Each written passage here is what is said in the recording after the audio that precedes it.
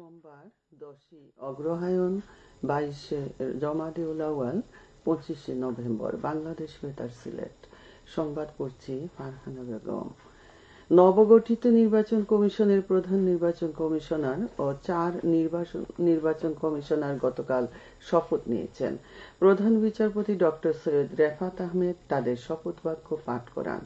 শপথ অনুষ্ঠান পরিচালনা করেন সুপ্রিম কোর্টের registrar general doctor Aziz Ahmed Bhuiyan.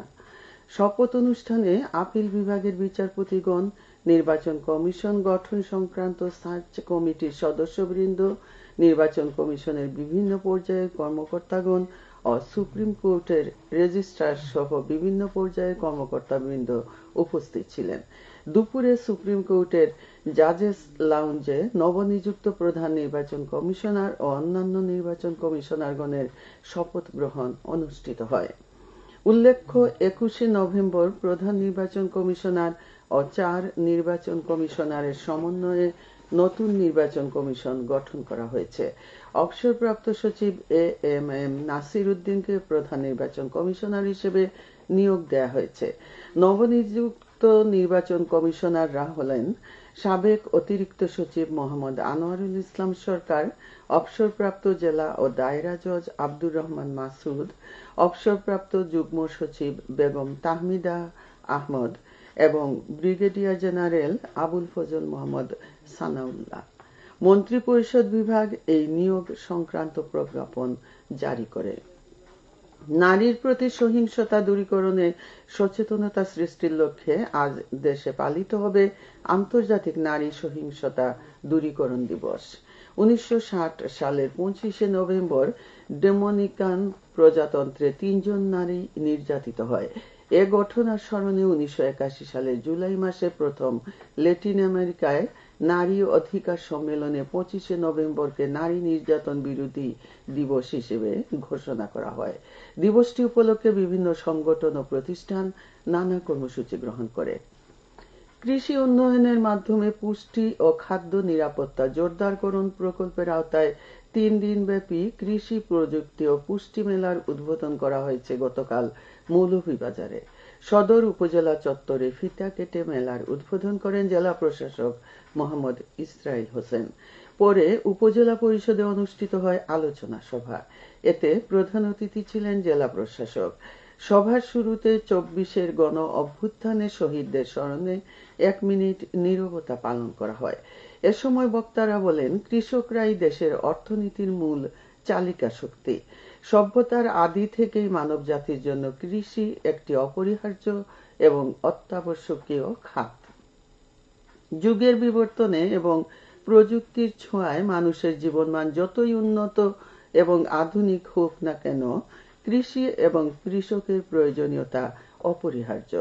মেলায় 38টি স্টল স্থান পেয়েছে। প্রতিদিন সকাল 9টা থেকে বিকেল 5টা পর্যন্ত সর্বসাধারণের জন্য এই মেলা উন্মুক্ত থাকবে, চলবে আগামীকাল পর্যন্ত। জেলা প্রশাসন ও কৃষি সম্প্রসারণ অধিদপ্তর যৌথভাবে এর আয়োজন করে। মহান বিজয় দিবস ও বুদ্ধিজীবী দিবস পালন উপলক্ষে প্রস্তুতিমূলক সভা অনুষ্ঠিত হয়েছে গতকাল মৌলভীবাজারের বড়লেখা উপজেলা পরিষদে। সভায় যথাযোগ্য মর্যাদায় দিবসটি পালনের লক্ষ্যে নানা কর্মসূচি গ্রহণ করা হয়েছে। এতে উপজেলা পর্যায়ে সকল সরকারি, আধা সরকারি, স্বায়ত্তশাসিত প্রতিষ্ঠানের কর্মকর্তা, বিভিন্ন রাজনৈতিক দলের প্রতিনিধি, সাংবাদিক, ছাত্র, শিক্ষক সহ 200 শতাধিক ব্যক্তি উপস্থিত ছিলেন। উপজেলা প্রশাসন এর আয়োজন করে। সম্পদের হিসাব দিতে আরো 1 মাস সময় পাবেন সরকারি কর্মচারীরা। চলতি বছরের সম্পদ বিবরণী 30শে নভেম্বরের মধ্যে জমা দেওয়ার কথা থাকলেও আগামী 31শে ডিসেম্বর পর্যন্ত তা জমা দেওয়া যাবে বলে জানিয়েছেন জনপ্রশাসন মন্ত্রণালয়ের সিনিয়র সচিব মোহাম্মদ মুখলেসুর রহমান। গতকাল সচিবালয়ে এক সাংবাদিক সম্মেলনে সিনিয়র সচিব একথা জানান।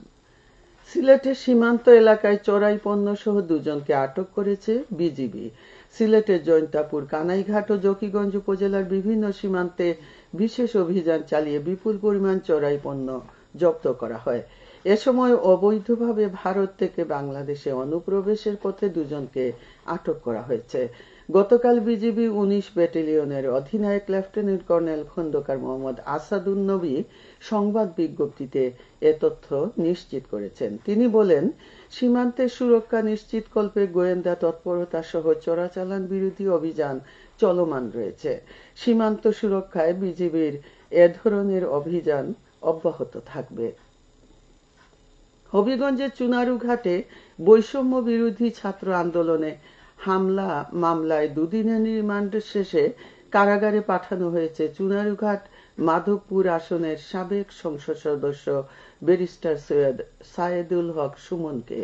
গতকাল আদালতের নির্দেশে তাকে চুনারুঘাট থানা থেকে হবিগঞ্জ জেলা কারাগারে পাঠানো হয়। সেখান থেকে তাকে পুনরায় ঢাকা কেন্দ্রীয় কারাগারে পাঠানো হবে বলে জানিয়েছে হবিগঞ্জ কারা কর্তৃপক্ষ। জানা যায়, গত ২১শে নভেম্বর চুনারুঘাট থানার উপপরিদর্শক লিটন রায়ের আবেদনের পরিপ্রেক্ষিতে হবিগঞ্জ আদালতে তার দুদিনের রিমান্ড মঞ্জুর হয়। গত ১৬ জুলাই চুনারুঘাট উপজেলার শায়েস্তাগঞ্জ নতুন ব্রিজ গোল চত্বরে বৈষম্য বিরোধী ছাত্র আন্দোলনের কর্মসূচিতে হামলার অভিযোগে ১১ সেপ্টেম্বর ব্যারিস্টার সুমন সহ ৯৭ জন আসামির নাম উল্লেখ করে প্রায় ২০০ জনকে আসামি করে মামলা হয়। সবশেষে আবহাওয়া। আজ বেলা ১টা পর্যন্ত পূর্বাভাসে বলা হয়েছে, সিলেট সহ পার্শ্ববর্তী এলাকার জন্য কোনো সতর্কবাণী নেই এবং কোনো সংকেত দেখাতে হবে না। আজ সিলেটে সূর্যোদয় হয়েছে ৬টা ১৭ মিনিটে এবং সূর্য অস্ত যাবে সন্ধ্যে ৫টা ২ মিনিটে। সংবাদ শেষ হলো। পরবর্তী স্থানীয় সংবাদ প্রচারিত হবে দুপুর ১টা ৫ মিনিটে। আল্লাহ হাফেজ।